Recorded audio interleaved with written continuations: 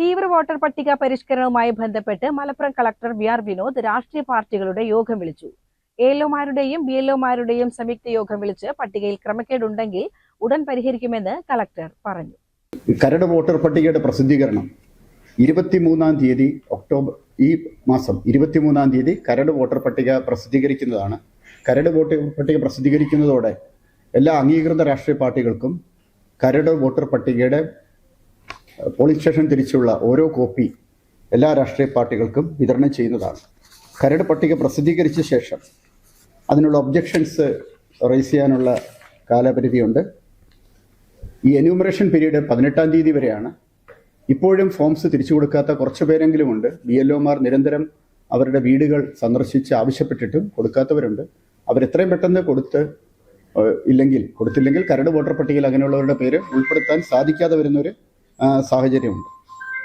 18-ാം തീയതി വരെ ലഭിക്കുന്ന ഫോമുകൾ ഡിജിറ്റൈസ് ചെയ്ത ശേഷം അതിന് പോളിംഗ് സ്റ്റേഷൻ ക്രിയേറ്റ് ചെയ്യുന്നതിന് വേണ്ടിയുള്ള കൺട്രോൾ ബിൽ ക്രിയേഷനും മറ്റു പ്രവർത്തനങ്ങളും റവന്യൂ ഉദ്യോഗസ്ഥർ അത് നേതൃത്വം നൽകുന്നതായിരിക്കും. അതിനുശേഷം 23-ാം തീയതിയാണ് കരട് പട്ടിക പ്രസിദ്ധീകരിക്കുന്നത്. 23-ാം തീയതി കരട് പട്ടിക പ്രസിദ്ധീകരിച്ചു കഴിഞ്ഞാൽ ക്ലെയിംസ് ആൻഡ് ഒബ്ജക്ഷൻ കൊടുക്കുന്നതിന് വേണ്ടി 1 മാസം സമയമുണ്ടാവും.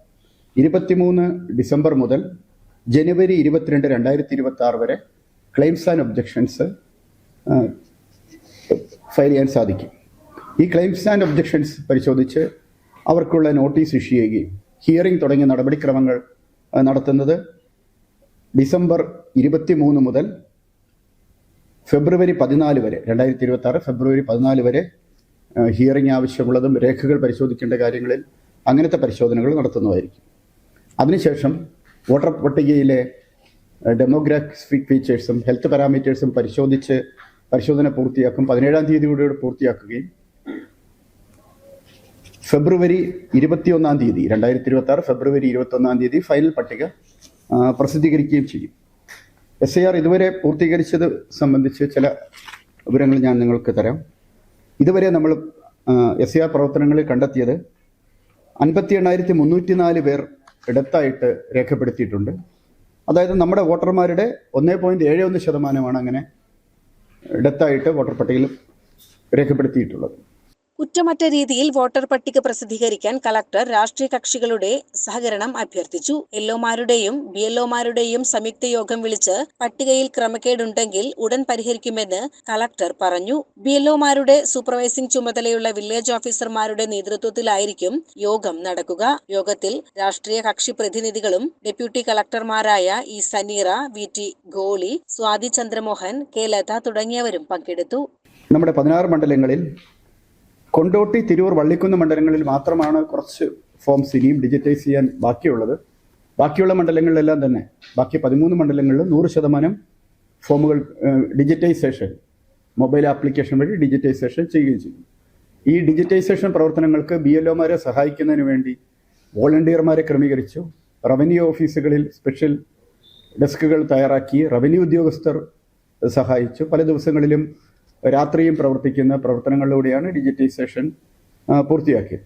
വളരെ മാതൃകാപരമായി വളരെ വേഗതയിൽ പൂർത്തിയാക്കിയ ഒരുപാട് BLOമാരുണ്ട്.